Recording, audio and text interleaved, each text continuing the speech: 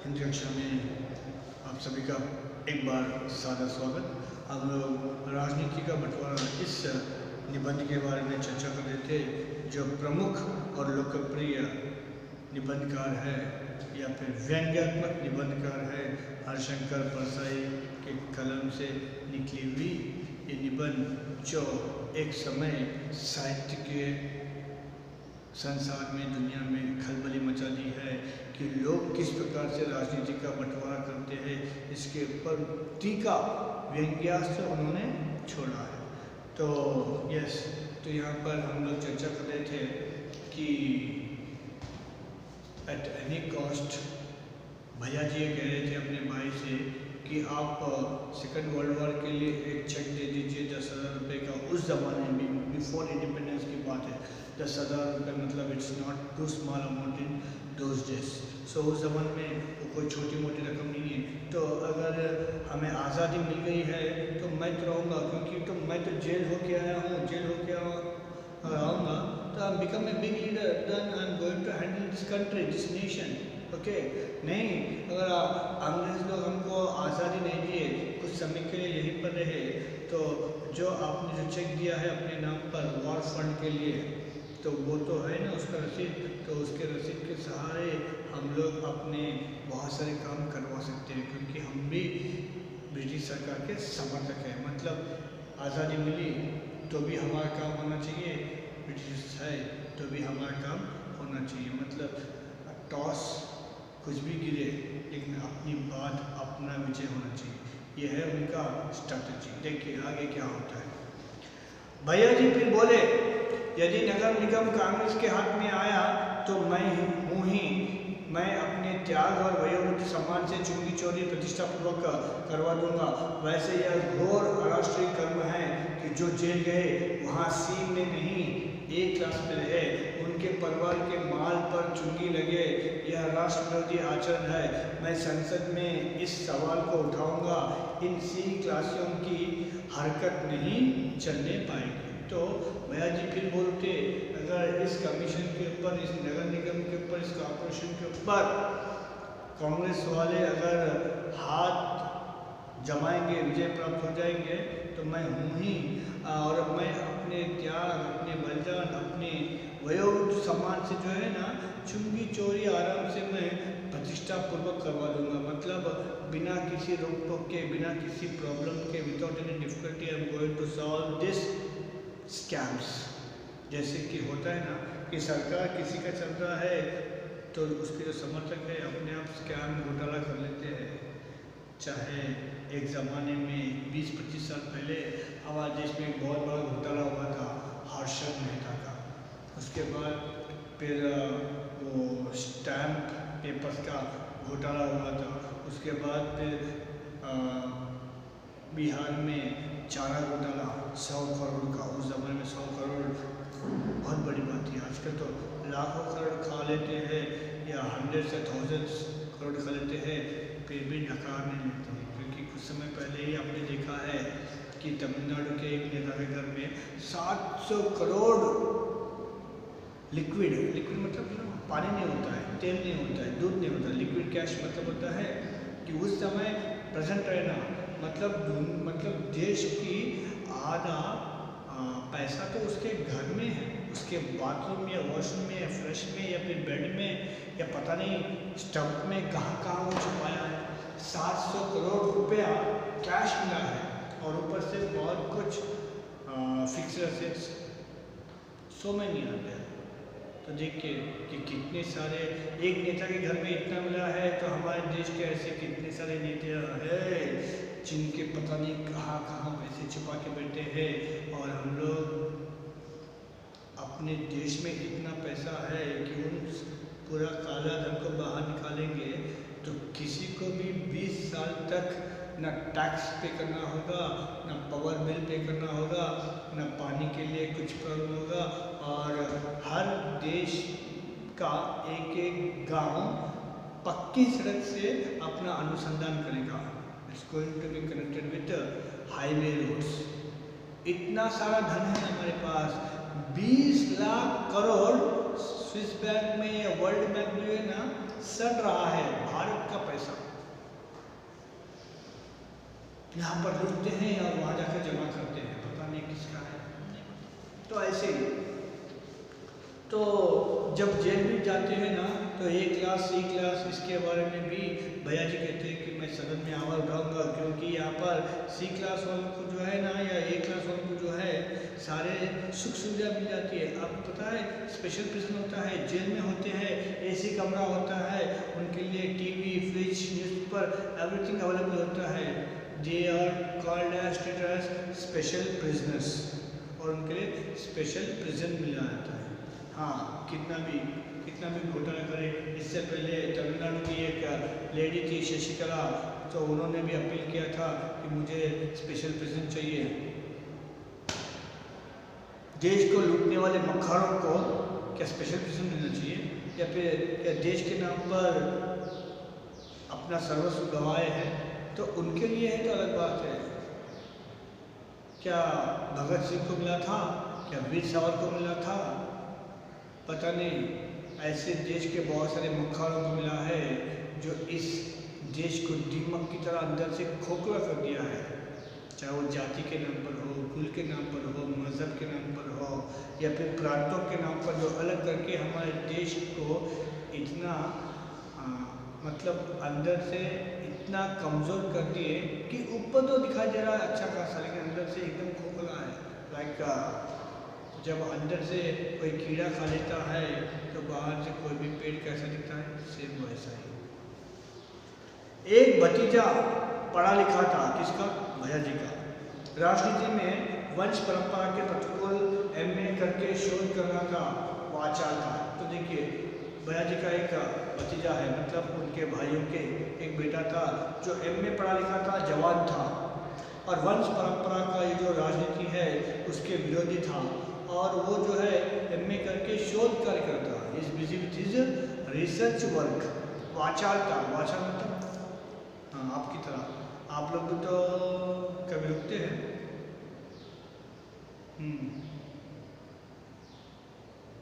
बहुत बोलने वाला, क्या कहते हैं आप लोग, टॉकटिव। हाँ, तो बहुत वाचाल था। कहने लगा पर काका जी जेल में एक क्लास के मजे ही मजे हैं, जो भी एक क्लास में गए उनमें से कई ने किताबें लिखी, आपने भी तो हजारों पृष्ठ लिखे थे। तो वो कह रहे थे ना अभी भैया जी कि मैं सदन में मतलब पार्लियामेंट में उस जेल के जो डिविजन्स है A B C what is the category, तो उसके ऊपर मैं आवाज़ लगाऊंगा, सदन में प्रश्न पूछूंगा।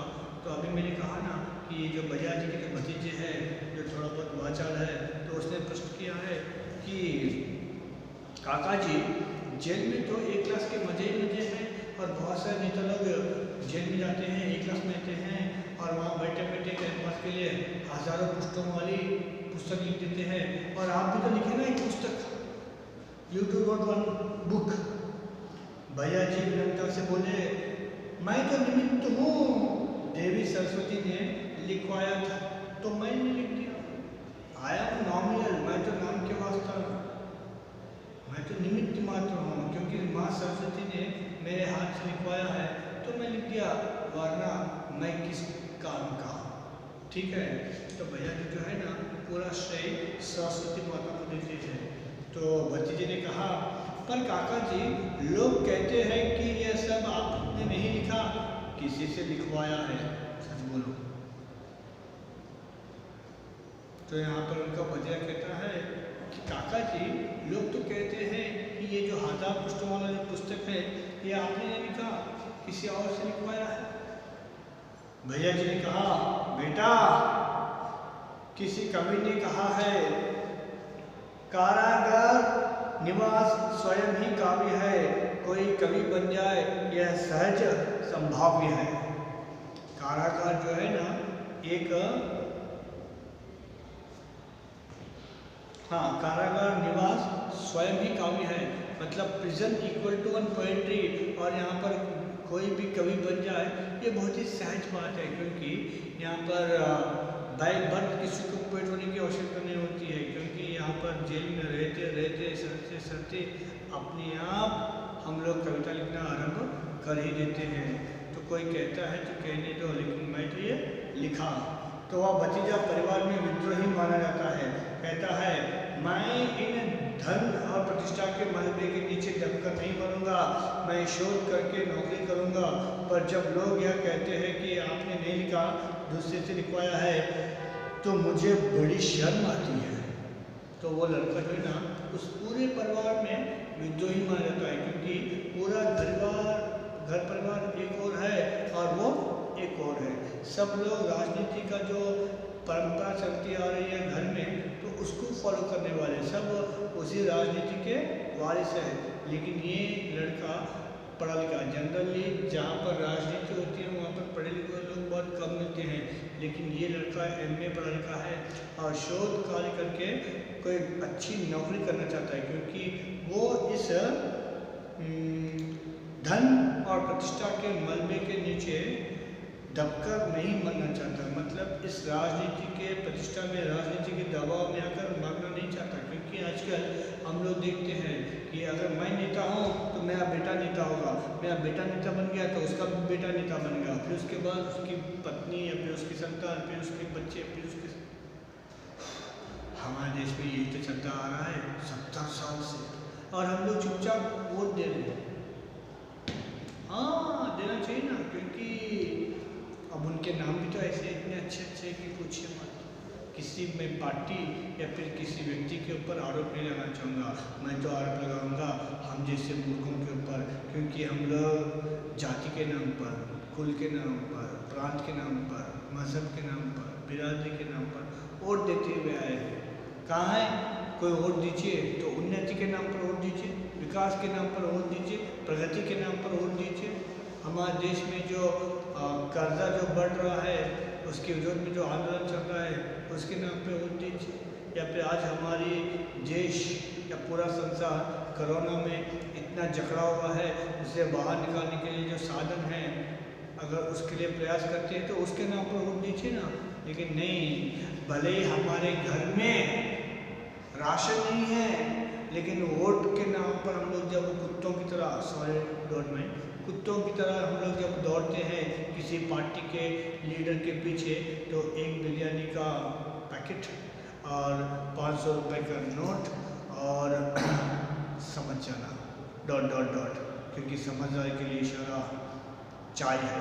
आई हेट कॉफी। ओके, सो ये सब everyone knows that, it's an open secret, is it not? हर किसी को ये पता है। तो क्या हम लोग इसके लिए वोट डालते हैं? मतलब अपना 5 साल जो है ना 500 रुपये के लिए भेज दिए। कहाँ गया मान, कहाँ गया ईमान? क्या कोई भी honesty, responsibility, accountability we don't have? तो अगर हम लोग ऐसे रहेंगे तो देश कैसे प्रगति के मार्ग में आगे बढ़ेगा? देश को रोकने वाले, देश के टुकड़े करने वाले हम ही हैं। हमारे देश को टुकड़े करने के लिए बाहर से किसी को आने की आवश्यकता नहीं, क्योंकि हम लोग ऐसे हैं कि जब तक हम लोग इस बुद्धि में ये नहीं चलाएंगे कि हम कितने बड़े मूर्ख हैं, until we won't realize that, yes, including myself। क्योंकि अब कोई वोट देता है तो आपको मैं 500 या 1000 रुपये दे दूंगा, तो अच्छा है दीजिए ना, किसी को वो वोट दे, हमें तो पैसे मिले ना। जो पैसे दिया है तो क्या फिर उसी बल पर पैसे नहीं कमाएगा? वो तो व्यापारी है। और ऊपर से कहते हैं कि सेवा कर रहे, सेवा कर रहे हैं, फिर लूट रहे हैं हमको खुलेआम, और हम लोग तमाशा देखते बैठते हैं, कितने सारे पैसे लूटे हैं। फिर बाद में कहते हैं ये नेता अच्छा नहीं है। क्या हमें कहने का कोई हक होता है क्या? we have any kind of what that moral right? नहीं। यहाँ पर भी तो वही चल रहा है। तो वो कहता है कि मैं इस दलदल में नहीं फंसना चाहता, ना ही इस धन और प्रतिष्ठा के मलबे के नीचे मैं दबके मरना चाहता हूँ। मैं तो शोध कार्य करके कोई अच्छी नौकरी करना चाहता हूँ। लेकिन कभी कोई कहता है कि ये आपने नहीं किसी और ने कहा है, तो मुझे बहुत शर्म आती है। भैया जी ने कहा तो जवाब दे दिया कर, गिव रिप्लाई टू देम। लड़के ने कहा जवाब तो मैं दे देता हूँ, मैं कह देता हूँ, मैं निश्चित रूप से कह देता हूँ कि आपने लिखा है, क्योंकि हिंदी में इतना घटिया लिखने की प्रतिभा किसी और में नहीं है। हिंदी में इतना घटिया लिखने की जो प्रतिभा है, टैलेंट है, आपसे बढ़कर कोई और नहीं हो सकता है कि इतनी गंदी हिंदी लिखी। हाँ, भैया जी लाल हो गए, गुस्से में लाल हो गए। छोटे भाई से कहा तुम्हारा लड़का नक्सलवादी हो गया है। वहीं लोग बुजुर्गों से ऐसी बदतमीजी करते हैं, इस लड़के को कहीं दूर हॉस्टल में रखो। तीसरे भाई ने कहा भाई जी पर राष्ट्रीय समस्या तो छूटती जा रही है, चुंगी चोरी कैसी होगी? अभी तो हम निगम की सीमा के बाहर डिपो बनाए हैं और रात को चोरी से स्टॉक ले आते हैं, कुछ खिला पिला देते हैं। दारू की एक बोतल में नाके का मुंशी मान जाता है, वह बेहोश हो जाता है और हम काम कर लेते हैं। मतलब यहाँ पर राष्ट्रीय जो समस्या है जैसी है वैसी है और हमारे हाथ से वो प्रॉब्लम छूटी जा रही है। So we are suppose to work for that problem. हम लोग ये चुंगी चोरी, ये घोटाला काम कैसे करें? क्योंकि रात होने के बाद, क्योंकि पता नहीं रात में ये सब काले धंधे चलते हैं, लाइक ब्लैक मैजिक की तरह। तो निगम के बाहर हम लोग डिपो बनाए हैं स्टॉक को दबाने के लिए, या फिर वोट डालने वाले हैं तो वोट की डिब्बों को भी हम लोग गबला कर देते हैं, इधर का माल उधर, उधर का माल इधर। So we used to do all those things. इतने नहीं, जो नागे का जो मुंशी है वो एक बोतल में ही हमारा काम सुन लेता है, क्योंकि एक बोतल शराब पीते ही वो लौट जाता है, खत्म। तो मतलब एक शराब बोतल में अपना मान, अपना ईमान, अपना सम्मान सब कुछ त्यागने वाले हैं। हम ऐसे हैं, फिर भी दिल है हिंदुस्तानी। भैया जी ने कहा यह मार्ग उचित नहीं है। गांधी जी ने सत्य पर जोर दिया है, जो हो सत्य के मार्ग से हो, दिन में हो उजाले में हो।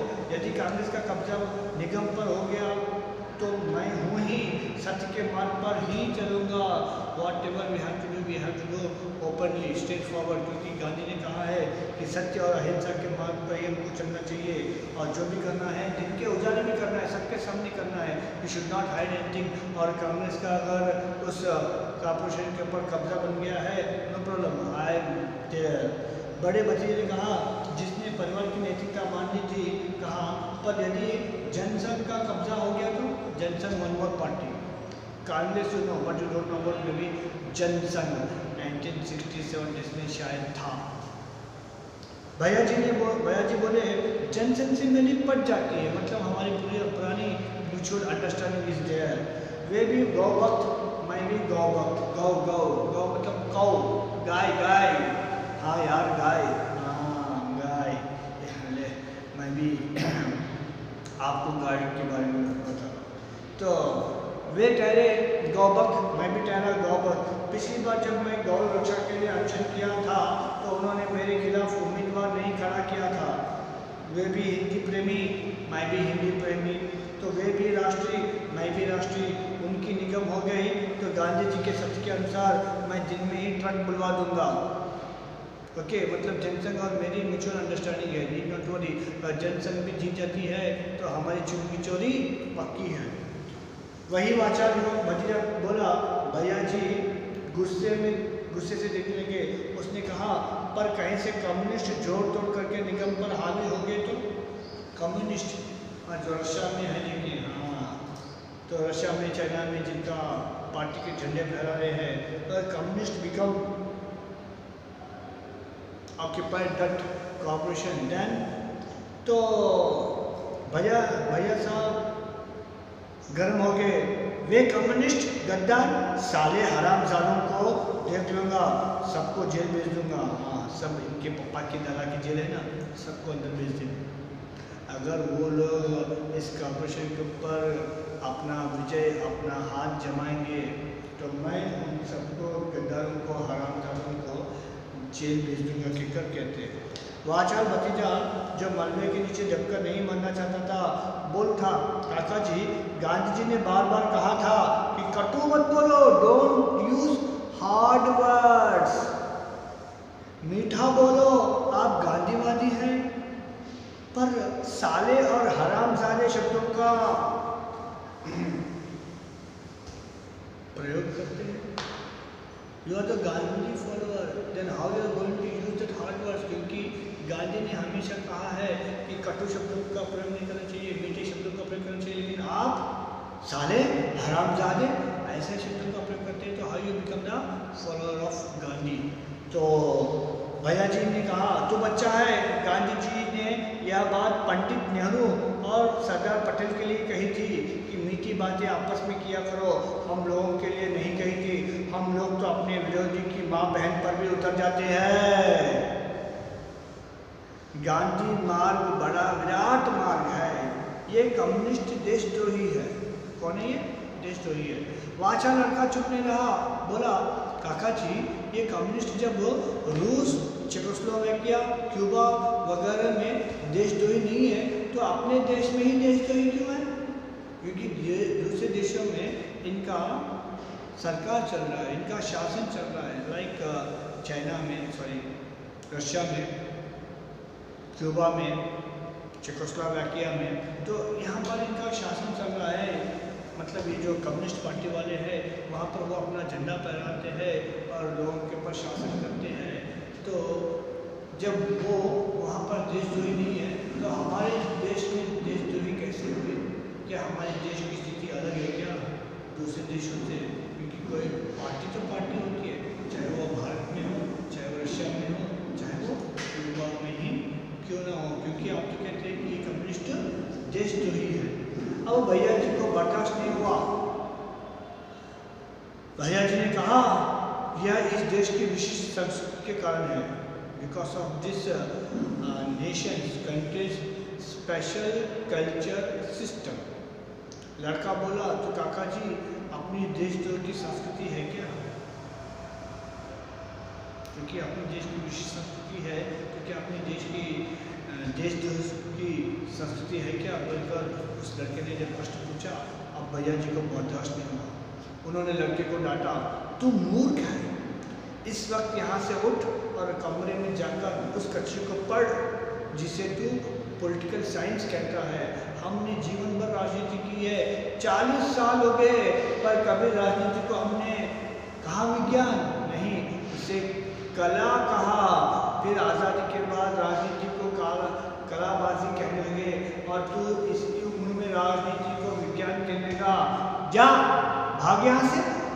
देखिए, तो भैया जी को बर्दाश्त नहीं हुआ और उन्होंने लड़के को डांटा, तू मूर्ख है, तू उठ यहाँ से और जा कमरे में जाके उस सब्जेक्ट को पढ़ जिसको तू पॉलिटिकल साइंस कहता है, जिसको तू राजनीति को तू विज्ञान मानता है। हम लोग 40-40 साल से राजनीति में हैं, कभी भी राजनीति को विज्ञान कहा क्या? राजनीति को हमने हमेशा कला कहा है।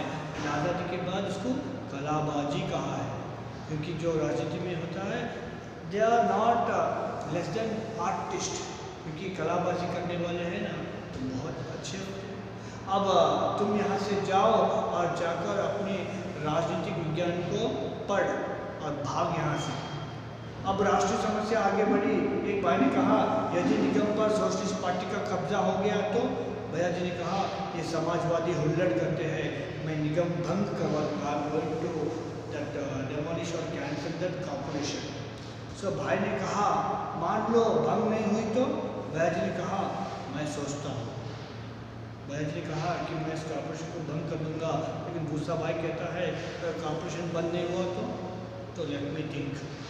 बड़े भतीजे ने कहा मान लो चीन ने हमला करके निगम पर कब्जा कर लिया तो? ले, ये छोटे से कॉर्पोरेशन के ऊपर चाइना अटैक करेगा, लेकिन यहाँ देखिए मतलब कितने बुद्धिशाली है। तो बड़ा भतीजा कहता है कि मान लीजिए कि चाइना वाले आकर यहाँ पर अटैक कर देंगे और इस कॉर्पोरेशन के ऊपर कब्जा कर लिया तो? भैया जी ने कहा मुझे सोचने दो।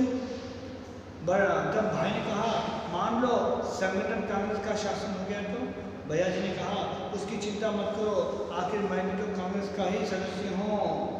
यह अलग बात है कि इंदिरा गांधी के वोट खींचने की ताकत के कारण इधर हूँ और समाजवाद में विश्वास बतलाता हूँ। जैसे कि अपने पास यहाँ पर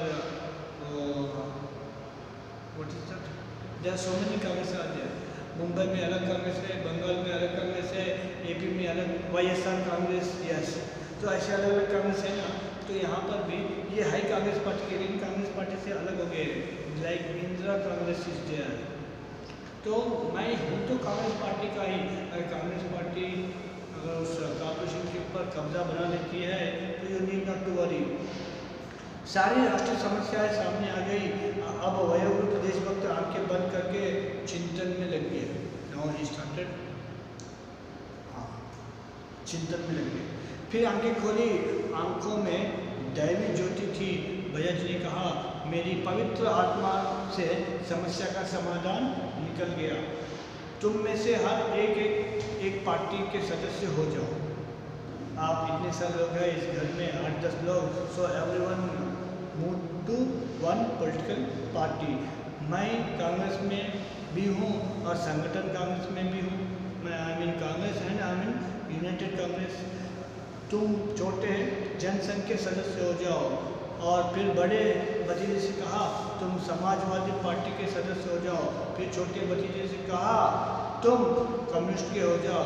और सबसे छोटे भाई से कहा कि तुम मार्क्सवादी पार्टी में शामिल हो जाओ। और यह बिगड़ा हुआ लौंडा जो है वह नक्सलवादी हो ही गया है।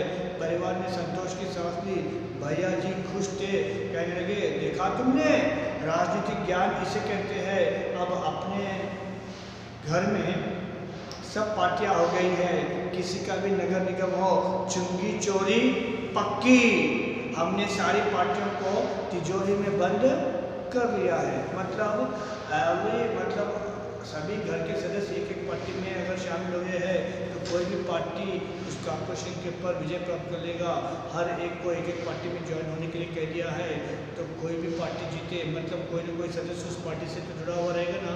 तो हर कोई पार्टी से घर का एक सदस्य जुड़ा हुआ है। तो कोई भी पार्टी निगम के ऊपर अपना शासन जमाए, लेकिन हमारी चुंगी चोरी तो पक्की है। मतलब हमारा स्कैम घोटाले तो चलते रहेंगे। ये है राजनीति का बंटवारा। तो किस प्रकार से यहाँ पर हर्षकर परसाई ने हमारे देश की स्थिति के बारे में समझाया है, थोड़ा इसके ऊपर फोकस कीजिए। क्योंकि हमारे देश में भी कुछ ऐसी स्थितियाँ हैं जो हर एक परिवार जो है ना, राजनीति को बांट लिया है, देश को बांट लिया है। और हमारे देश को 70-80 सालों से लूट, जबकि यहाँ पर अन्न की कमी नहीं है, डेवलपमेंट की कमी नहीं है, विकास की कमी नहीं है, फिर भी हमारा देश स्टिल डेवलपिंग। 80 साल के लगभग हम लोग आज़ादी को पाके हम लोग we are going to face, but still India is a developing country. When it's become developed country, क्या हमें डेवलप्ड कंट्री के लिस्ट में जाने नहीं देंगे? और बढ़ती हुई जनसंख्या, थोड़ा एक बार ध्यान दीजिए, कहाँ था 30 करोड़ 36 करोड़, अब कहाँ हम लोग 130 से 140 करोड़ की ओर जा रहे हैं। Is it fair? तो थोड़ा सोचिए, क्योंकि कल का भारत का भविष्य आपके कंधों पर। एक और दूसरे एक विषय के साथ हम लोग अगली कक्षा में प्रस्तुत होंगे आपके सम्मुख।